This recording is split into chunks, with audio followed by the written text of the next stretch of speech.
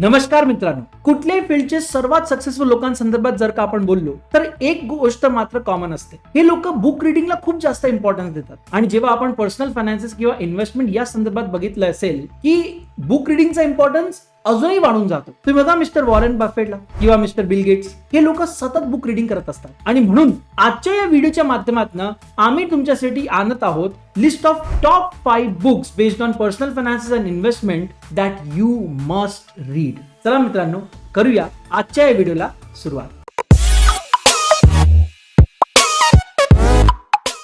नमस्कार, माझं नाव आहे सी आदर्श जोशी आणि आपण बघत आहात ग्रो मराठी युट्यूब चॅनल. मित्रांनो, या लिस्ट मधली पहिली पुस्तक आहे the psychology of money by Morgan Housel.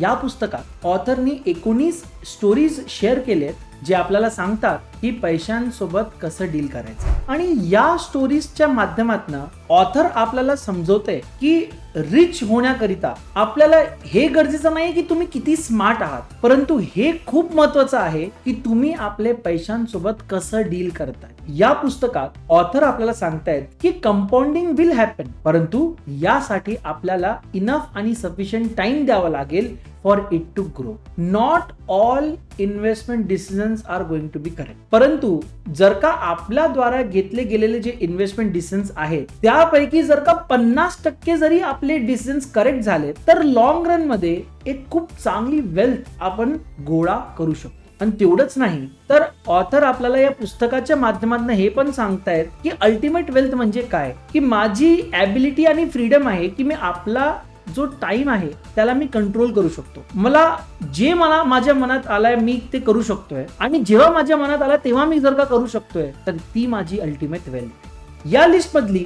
आपली सेकंड पुस्तक आहे the intelligent investor bye Benjamin Graham. Benjamin Graham हे फादर ऑफ व्हॅल्यू इन्व्हेस्टिंग म्हणून पण ओळखले जातात. आणि तेवढंच नाही तर ही जी पुस्तक आहे द इंटेलिजंट इन्व्हेस्टर याला इन्व्हेस्टमेंट वर्ल्ड मधली बायबल म्हणून कन्सिडर केली जाते. Legendary investor mister Warren Buffett सुद्धा या पुस्तकाचा रेफरन्स देतात बऱ्याचदा त्यांचे अॅन्युअल शेअर होल्डर लेटर किंवा इंटरव्ह्यूज मध्ये. हो, ही गोष्ट खरी आहे की ही पुस्तक खूप जुनी आहे आणि म्हणूनच या पुस्तकात दिलेले काही फॉर्म्युलेज आणि टेक्निक्स आज रिलेव्हंट नाही आहेत, परंतु या पुस्तकमध्ये जे प्रिन्सिपल दिलेले आहेत फॉर व्हॅल्यू इन्व्हेस्टिंग ते आजही रिलेव्हंट आहे आणि ते आजही खूप व्हॅल्युएबल आहे. मित्रांनो, या पुस्तकमध्ये दिले गेलेले 3 इम्पॉर्टंट प्रिन्सिपल्स सतत आपल्या लक्षात राहायला पाहिजे. ते काय, चला बघूया. सर्वप्रथम आपण बघूया सर्कल ऑफ कॉम्पिटन्सच्या संदर्भात. मित्रांनो, या पुस्तकमध्ये ऑथर आपल्याला म्हणतात की काही जरी झालं तरी आपल्याला आपला सर्कल ऑफ कॉम्पिटन्स माहिती पाहिजे, आपलं नॉलेज माहिती पाहिजे आणि कुठल्याही परिस्थितीत आपल्या नॉलेजच्या पुढे जाऊन आपल्याला इन्व्हेस्टमेंट करायची गरज नाही. एका एक्झाम्पलच्या माध्यमातून समजून घ्या. जर का तुम्ही FMCG सेक्टर मध्ये काम करत असाल तर तुम्हाला या सेक्टरच्या संदर्भात बऱ्यापैकी नॉलेज असेल. तर ऑथर आपल्याला काय ऍडवाइस करतायत की तुम्ही तुमची इन्व्हेस्टिंग जर्नी याच सेक्टरवरनं चालू करा. सर्वप्रथम या सेक्टरचेच कुठले तरी स्टॉक्स घ्या आणि त्यांना अॅनालाइज करा आणि त्यानंतर त्याच्यात निवेश करा. दुसरा प्रिन्सिपल आहे मार्जिन ऑफ सेफ्टी आणि मला तरी असं वाटतं की हा सर्वात इम्पॉर्टंट प्रिन्सिपल आहे. मिस्टर ग्राम म्हणतात की आपण आपल्या अनालिसिस मध्ये चुकू शकतो आणि म्हणूनच काही मार्जिन ऑफ सेफ्टी ठेवून आपल्याला इन्व्हेस्टमेंट करायला पाहिजे. हे फॉर एक्झाम्पल, जर का तुम्ही कुठल्याही स्टॉकचा अनालिसिस केला आणि जर का तुम्हाला वाटत असेल की या स्टॉकचा वर्थ आहे 100 रुपये तर तुम्ही त्या स्टॉकला 70 किंवा 80 मध्येच घ्या and keep that 20-30 as a margin.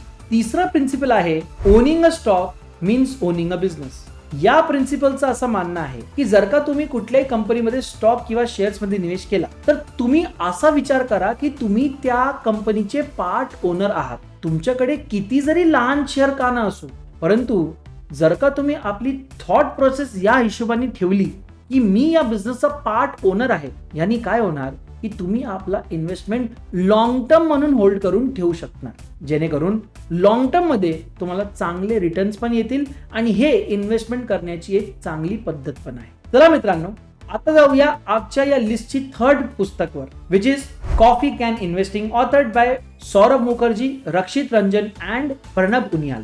या पुस्तकाचं नाव ऐकून सर्वप्रथम तुमच्या डोक्यात आला असेल हे सीसीपी काय असतं, that is coffee can portfolio और कॉफी कॅन इन्व्हेस्टमेंट. हे याचा अर्थ काय? 1900s मध्ये जेव्हा बँक्स तेवढे पॉप्युलर नव्हते आणि अमेरिकेत लोक आपले कॅश किंवा जे ज्वेलरी किंवा व्हॅल्युएबल्स असायचे ते कॉफी कॅन्स मध्ये ठेवायचे, जेणेकरून ते सेफ राहणार for a longer period of time, असा त्यांचा विचार होता. जेव्हा हा इन्व्हेस्टमेंट अप्रोच लॉन्च केला गेला होता, ज्याच्यात आपण एखादा स्टॉक्सला लॉंग टर्म साठी होल्ड करतो, त्या टायमाला या अप्रोचला पॉप्युलरली कॉफी कॅन इन्व्हेस्टिंग म्हणून बोलायला लोकांनी चालू केलं. कुठल्याही कंपनीचे स्टॉक्स मध्ये निवेश करताना या पुस्तकाचे ऑथर्स म्हणतात की काही हे फॅक्टर्स आहेत ज्यांच्यावरती आपल्याला फोकस करायला पाहिजे. कंपनीचा मार्केट कॅपिटल 100 crores पेक्षा जास्त असायला पाहिजे आणि कंपनी कमीत कमी 10 वर्ष जुनी असायला पाहिजे आणि या 10 वर्षाच्या दरम्यान त्या कंपनीने चांगला एक मिनिमम 10% रेव्हेन्यू ग्रोथ दाखवायला पाहिजे. आणि तेवढंच नाही तर त्या कंपनीचा रिटर्न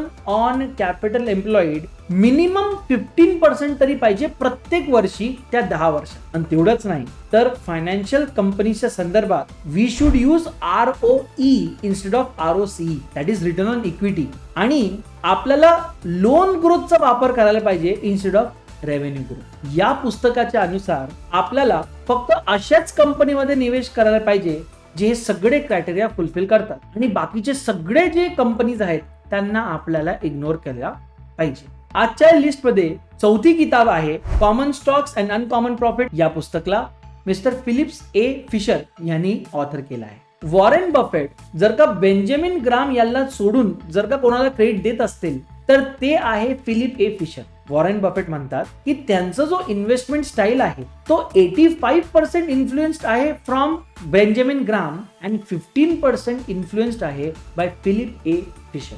या पुस्तकात common stocks in abnormal profit Fisher म्हणतात the best time to sell any stock is almost never.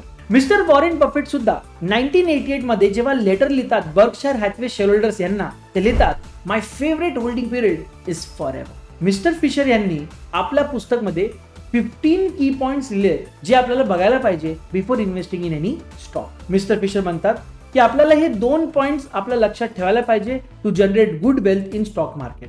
पहिली गोष्ट म्हणजे पेशन्स आणि दुसरी गोष्ट म्हणजे जर का आपण जे करतोय ते प्रत्येक लोक तेच करतायत तर म्हणजे आपण काहीतरी चुकीचा करतोय. म्हणजे we should be away from the herd mentality. आपल्या लिस्टची सर्वात शेवटची पुस्तक आहे the Zurich axioms, the rules of risk and reward used by generations of Swiss bankers. या पुस्तकाला ऑथर केला आहे मिस्टर मॅक्स गंथर यांनी. या पुस्तकाची सुरुवात एका प्रश्नाने होता. प्रश्न काय? How is it that Switzerland, a tiny country poor in natural resources and arable land, has one of the highest per capita income and standard of living in the whole world. या पुस्तकात ऑथरने आपल्याला समजवलंय की citizens जे आहेत त्यांनी learn केलं आहे आणि त्यांनी शिकलंय हाऊ टू मॅनेज रिस्क आणि हेच कारण आहे की स्वित्झर्लंडचा जो पर कॅपिटा इन्कम आहे तो एवढा जास्त आहे. ऑथर म्हणतात the Swiss did not become the world's bankers by sitting in dark room chewing their fingernails. They did it by facing risk head on and figuring out how to manage it. या पुस्तकात ऑथरने आपल्यासाठी 12 एक्झियम्स दिलेले आहेत जे आपल्याला शिकवतात a lot about personal finances, investing आणि life in general संदर्भात. आणि तेवढंच नाही तर या पुस्तकात ऑथरने आपल्याला सांगितलंय की कुठले ते बिहेवियरल मिस्टेक्स आहेत जे आपल्याला अवॉइड करणे गरजेचे आहे to become a good investor. आणि म्हणून या पुस्तकाला मिस करू नका. Do read this book. तर मित्रांनो हे होते top 5 books that you must read if you want to sharpen your investment skill. मित्रांनो कमेंट सेक्शन मध्ये आपल्या फेवरेट इन्व्हेस्टमेंट रिलेटेड पुस्तकाचं नाव लिहा आणि जर का तुम्हाला हा व्हिडिओ आवडला असेल तर don't forget to like, comment, share and subscribe to grow Marathi YouTube channel. Thank you. Bye bye. भेटूया पुढच्या व्हिडिओमध्ये. धन्यवाद.